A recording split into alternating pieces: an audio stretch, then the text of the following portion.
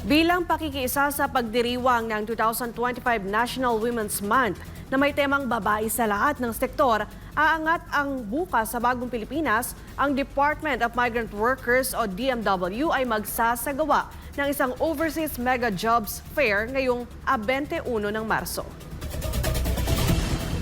Gaganapin ito sa third floor ng Robinson's Galleria mula alas 10 ng umaga hanggang alas 4 ng hapon nitong Biyernes.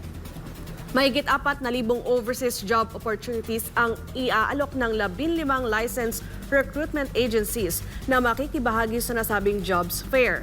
Sabi ng DMW, kabilang sa mga handog na trabaho ay ang mga approved job order sa sektor ng healthcare, engineering and construction, hospitality, farming, managerial positions at marami pang iba.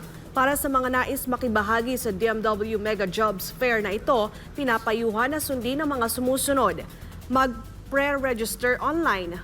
Bisitahin ang jobfairportal.dmw.gov.ph at punan ang kinakailangang impormasyon.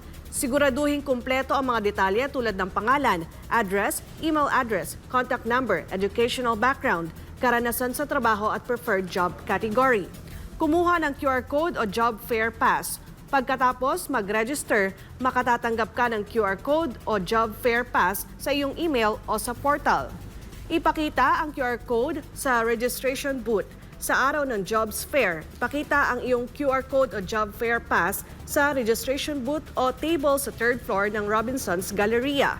Tandaan na ang mga job seeker o aplikante ay maaaring magtagal sa job fair area sa loob lamang ng 20 minuto para magsumite ng kanilang mga resume o CV.